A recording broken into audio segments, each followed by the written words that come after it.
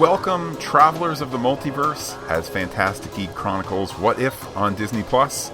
We are the official, unofficial voice of the Marvel Cinematic Community, and joining me is the 616 variant of Pete.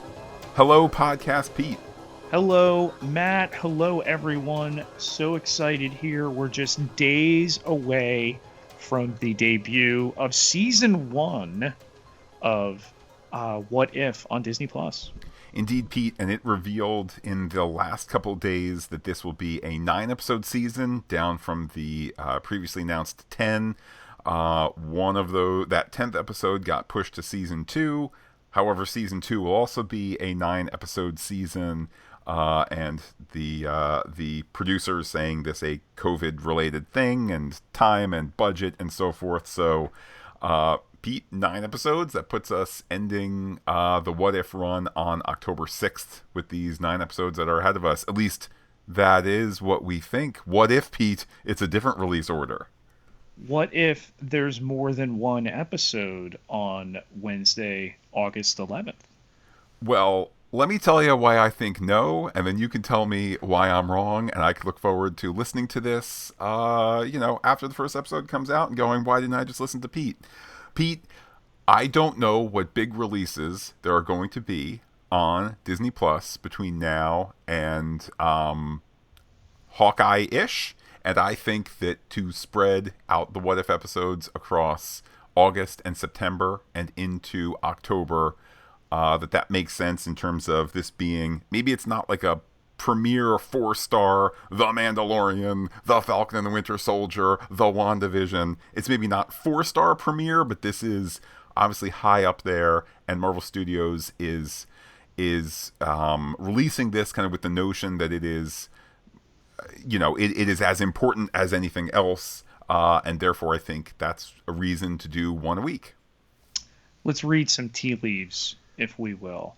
So the Marvel Legends series, which news to both Matt and I had put together a Black Widow 11-minute clip show like it's done previously for the other shows, obviously WandaVision, Falcon and the Winter Soldier, and Loki, but to almost no fanfare. On Wednesday, put up 3 episodes. They put up Peggy Carter, episode 10. They put up the Avengers Initiative, episode 11. And they put up the Ravengers, episode 12. Now, again, granted, they put up a couple, they put up Wanda and Vision prior to WandaVision. They put up Sam and Bucky. They put up Loki and the Tesseract prior to those shows. But there's been this persistent rumor there may be more than one at launch, especially given that they are shorter. You mentioned to the splitting into 2 seasons, that 10th episode being pushed now to the 2nd season. This is shades of Star Wars The Bad Batch, which went from 1 season, this is it, to we're splitting this finale.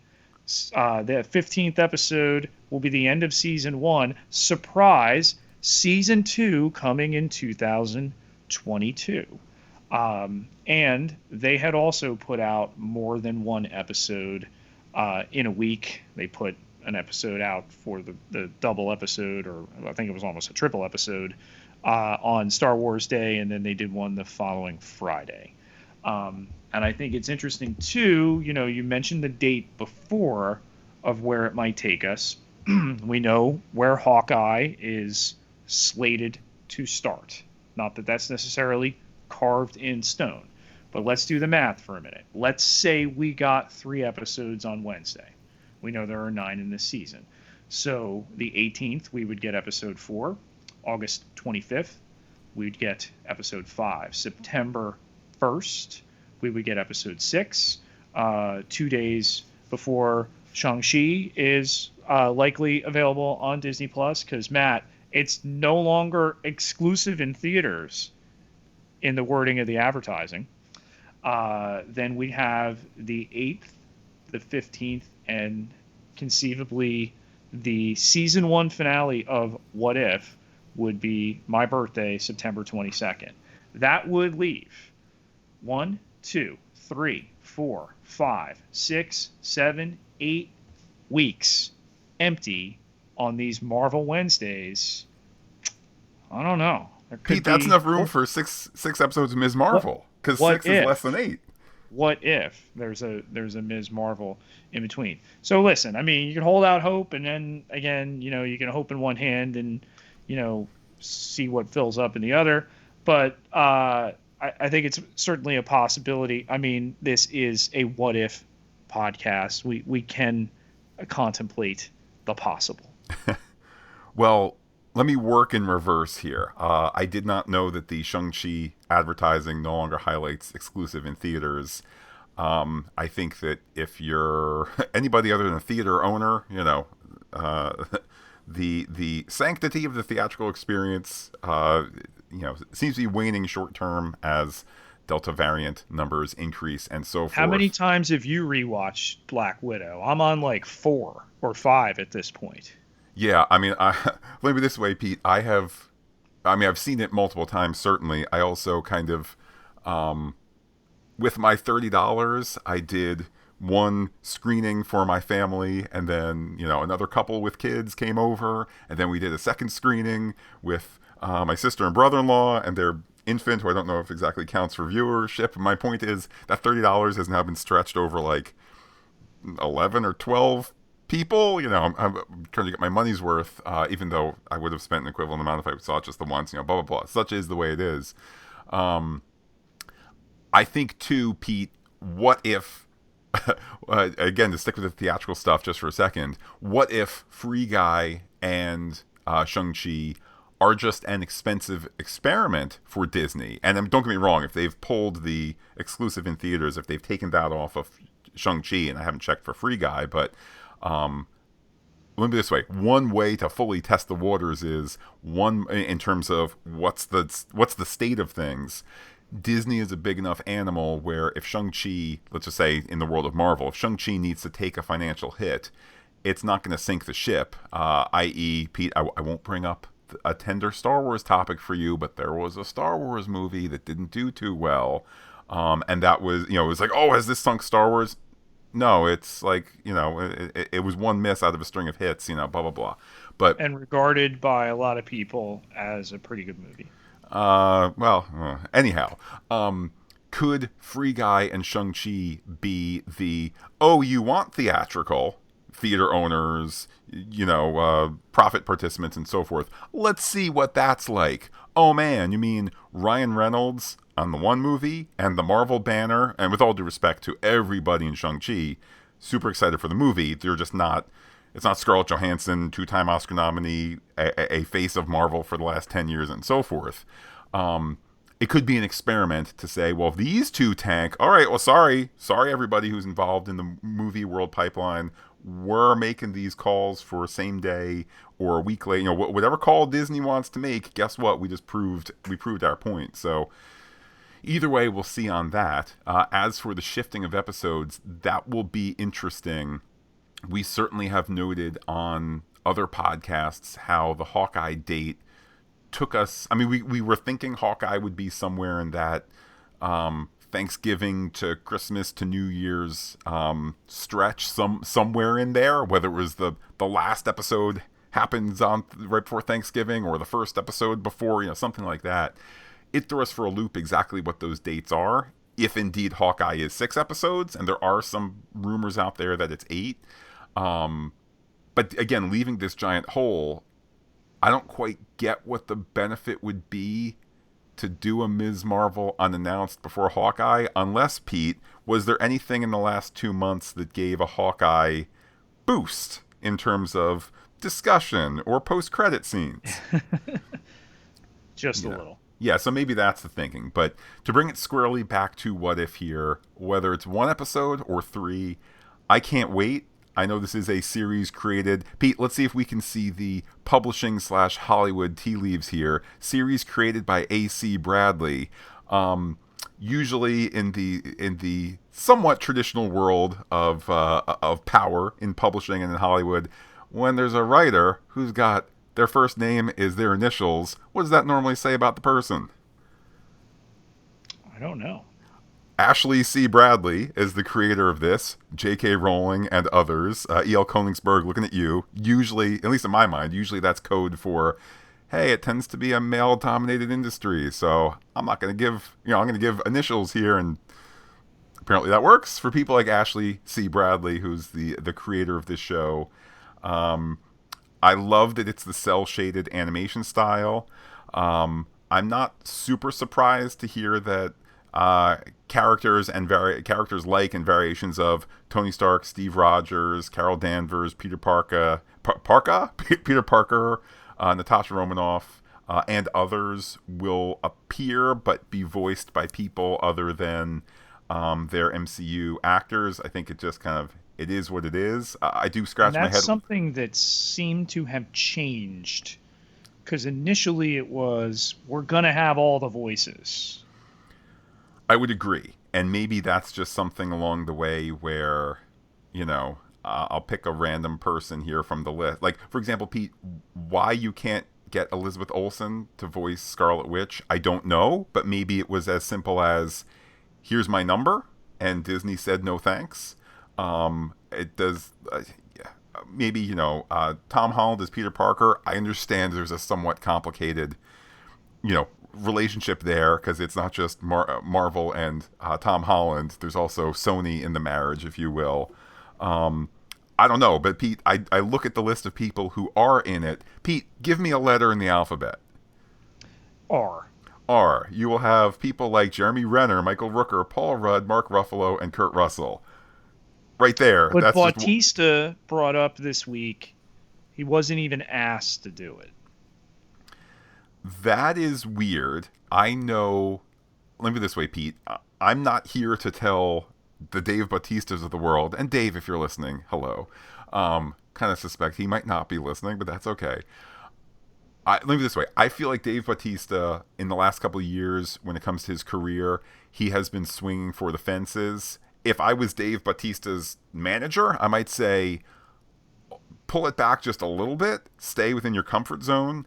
And again, I'm not saying that I'm right, Pete. I'm just saying that would be my recommendation if I wanted to play it safe. Dave Bautista has been, he was willing, for example, to tell his very good friend James Gunn, sorry, I can't do the Suicide Squad because I have this shot at this Netflix zombie movie where I can be the, number one on the call sheet. That's a decision. That's a call. You get one shot at your career, so be it. The fact that he wasn't asked, though, again, you're telling me there's the most expensive people on this list. I don't think Dave Bautista is the most expensive. You're telling me that he can't give you 30 minutes of, oh, look, here comes Star-Lord, who is from Wakanda. Like, you can't come up with a number, or you can't at least ask him?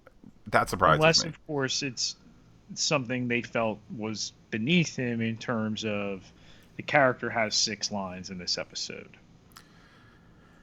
Yeah. I don't know. I mean, the list of people who is in it, it's a 2-column, I'm looking at on Wikipedia here, is a 2-column list that completely fills my screen. Do I think, I don't know, do I think Michael Douglas as Hank Pym, do I think he's going to get an Oscar winner Michael Douglas amount of screen time? Not to be fair, does Hank Pym get... Hank Pym is a supporting character, not the star of Ant-Man, but still, you understand my point. Is Michael Douglas getting a Michael Douglas share of his episode or episodes? Maybe not.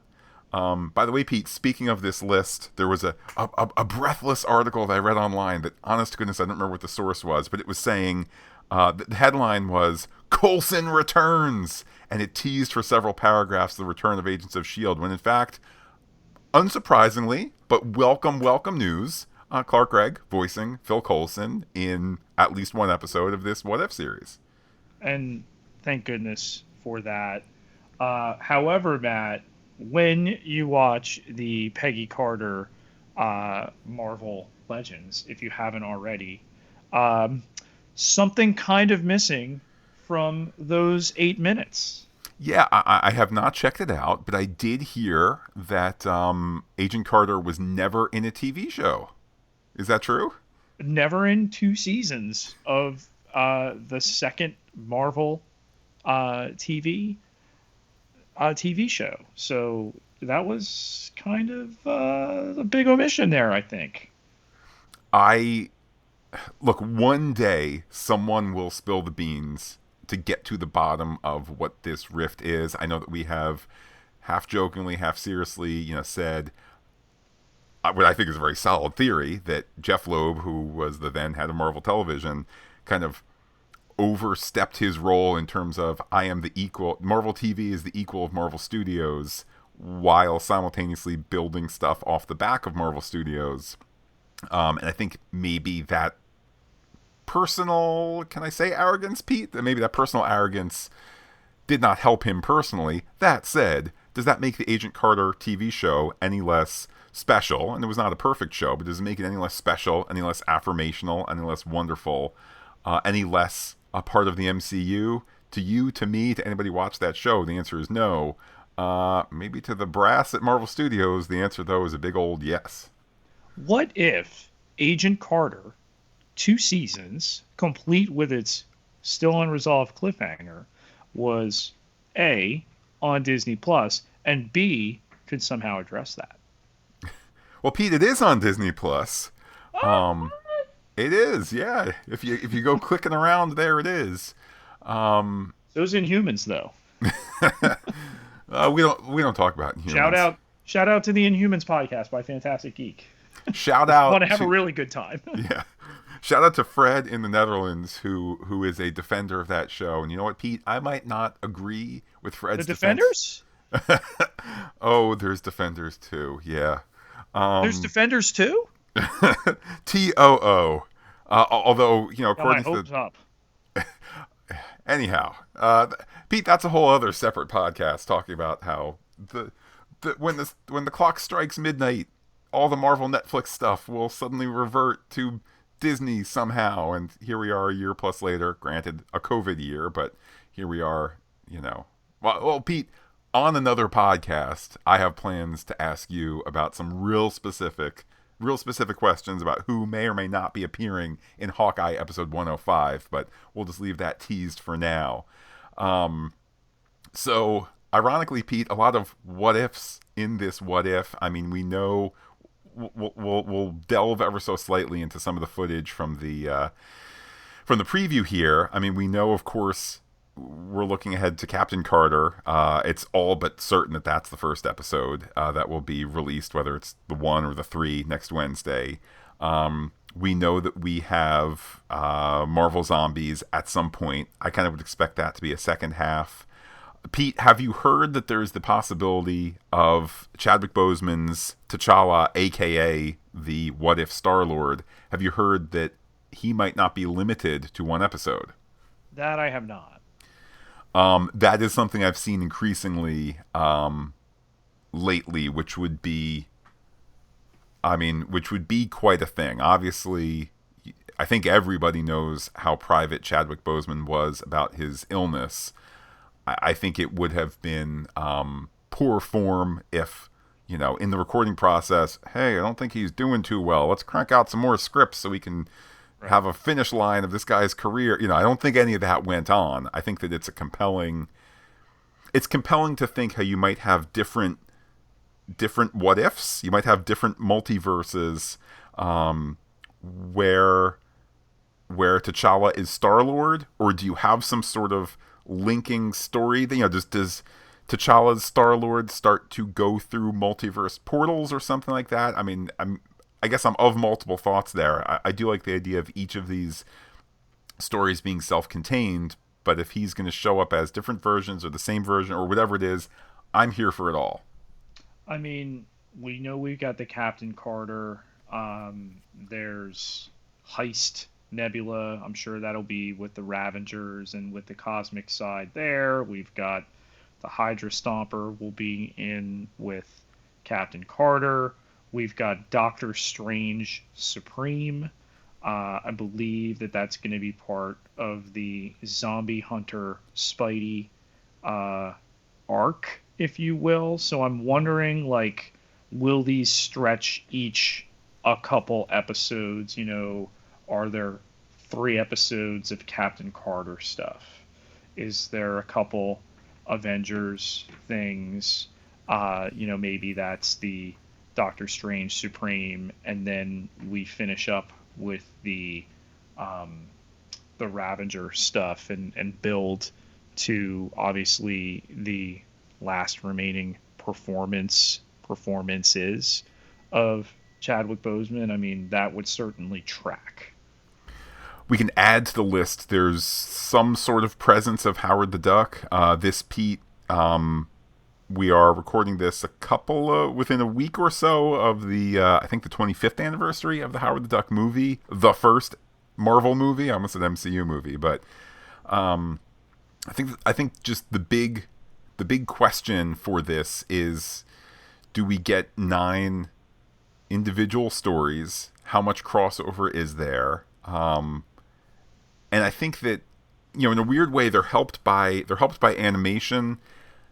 I think we will be treating each of these stories, Pete, I'll say as canon. Obviously, it's not literally the MCU in terms of the one unified universe, because now there's a multiverse situation. But my expectation is these are all canonical stories within their own, branch universe.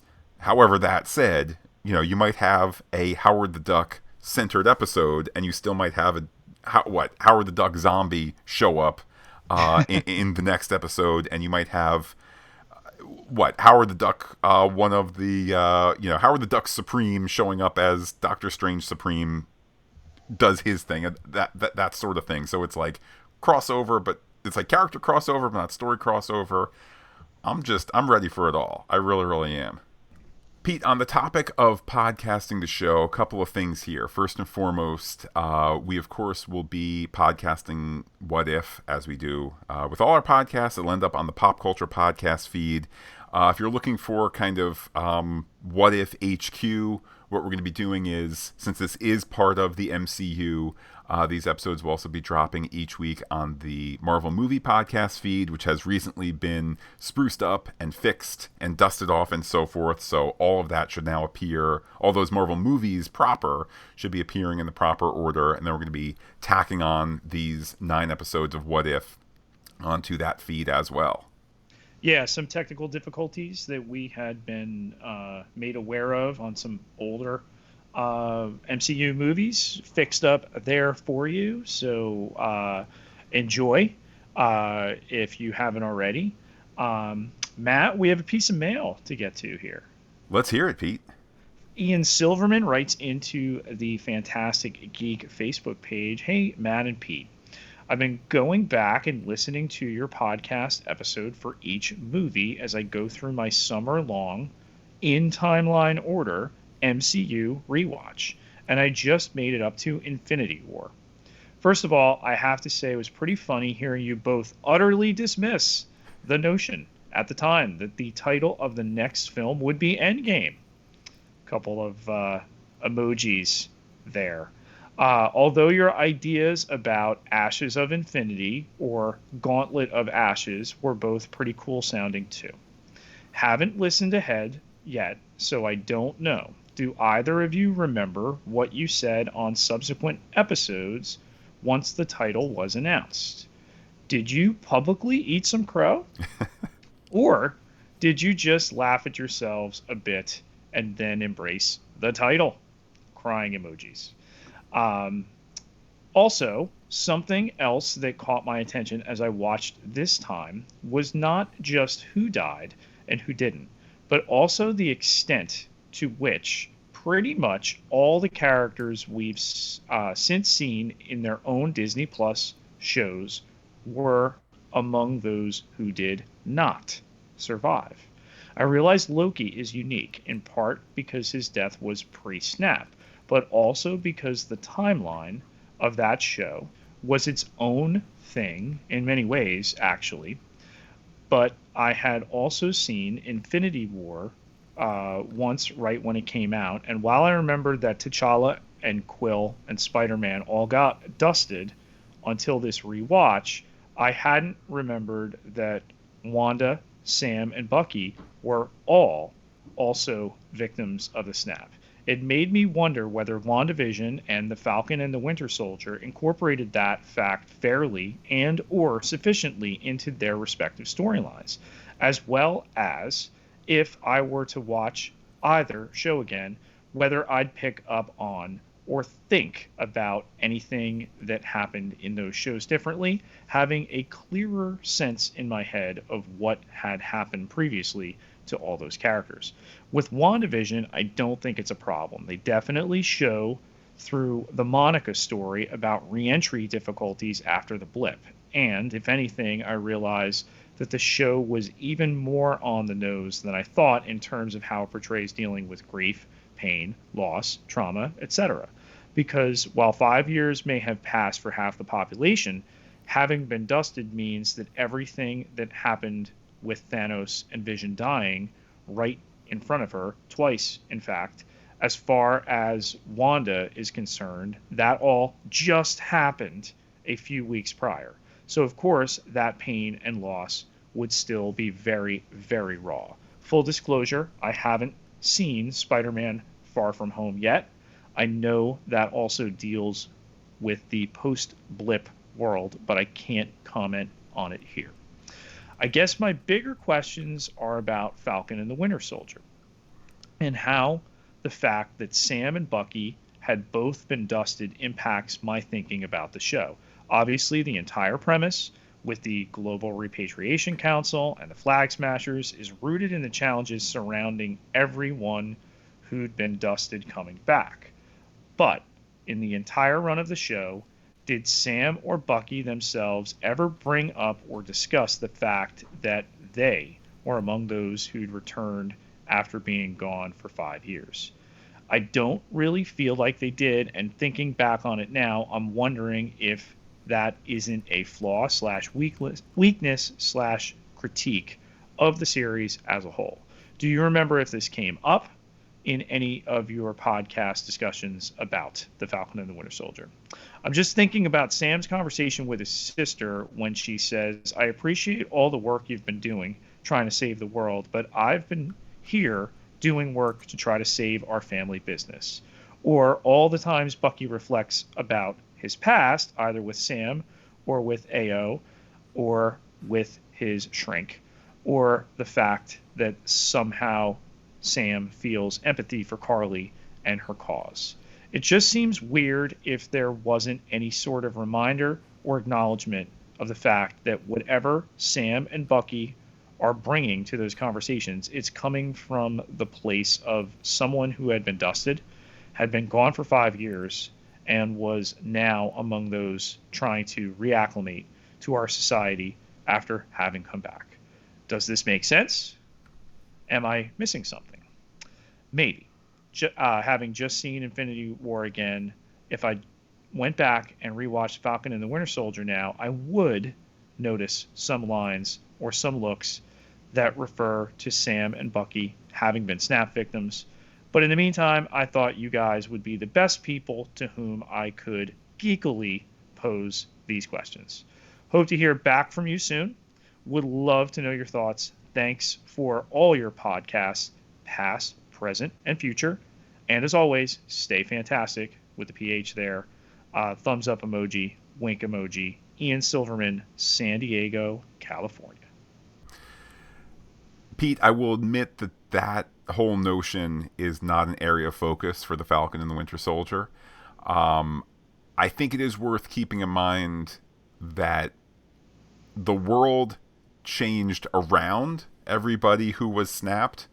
The world did not necessarily change for everyone who snapped, by which I mean, yes, there was this trauma of, oh man, Aunt May, all of a sudden, she doesn't live in her apartment anymore, and things like that. There is that initial shock. But if you think of the global, social, economic, military, security, health, etc., crisis on every level that represented the snap in terms of now we don't have enough people to run the nuclear power plant, right? Now we don't have enough doctors in this one hospital, and so forth. I think that was a level of trauma, which we've gotten hints of. We got that with the Monica, or I know Monica was snapped, but we got a little sense of life having been changed, and the chaos and whatnot when she returned. But my point is this, Pete: the people who got snapped and returned did not live through the days, the weeks, the months of, oh, it's another day where the power isn't on. It's another day where, basic food and enough water are concerns. Hey, I heard there's gas 2 towns over. Let's carry the gas cans on. Those sort of basic, not quite post-apocalyptic things, but that, anybody who's lived through the inconvenience of a 6-hour power outage, now imagine that being 6 weeks, right? Or let alone if you've lived through, worse of a natural disaster, or, if you've been, greatly impacted by COVID and things of that sort. That's the magnitude that the people who didn't get snapped lived through. If you were sitting there eating your ham sandwich and all of a sudden you reappear and the ham sandwich is gone and somebody else lives in your house now, I don't know that that's worth focus on Falcon the Winter Soldier. Oh man, Bucky, what was it like for you to go away and then come back and fight a bad guy and then be able to hang out at Avengers compound, with a cooking staff and cable TV? I don't know that the people who got snapped, I don't know, had a tenth of the trauma as the people who were not snapped. So that would be my thought there for Ian. 2 things. One, there's actually in one of the screenwriting places that I frequent online, I can't remember exactly, it may be Reddit, somebody wrote a comedy pilot for an average person in the MCU who was dusted and then returns. It's cute. It's not ready for prime time, and this is certainly nothing that's been commissioned, so this is what in the industry they refer to as a spec. But it's cute, and it examines that. Relatedly, and that Ian had mentioned Monica, it feels to me at this point, given what they've done with her, that the decision may be, hey, we examine coming back through the lens of characters we've not known to this point, rather than, well, Spider-Man went away and now we're going to have a lengthy treatise of, well, what was it like for Peter Parker in the time that passed for him and coming back now, and what's that like? So we've seen Peter and Ned go back to school and look at each other in a hallway, and that kind of sells that. I get what Ian's saying.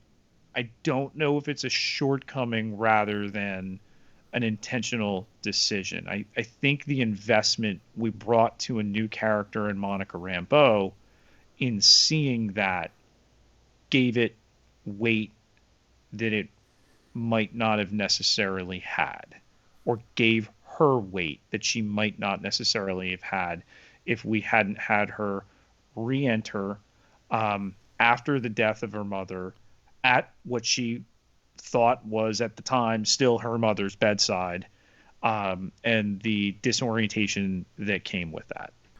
Well, Pete, while we will be releasing our What If thoughts on Saturdays, of course, the entire endeavor, and indeed this weird mindset that we're going to be in for the next couple months, where we have What If going on the Marvel end, we have Lower Decks going on the Star Trek end, we're going to be completely animated. That entire effort made possible by those who support us on patreon.com/fantasticgeek.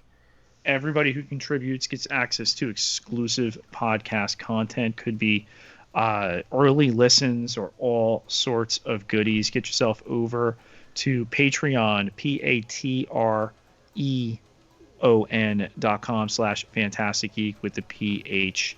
And it takes just $1 a month to get you behind that door.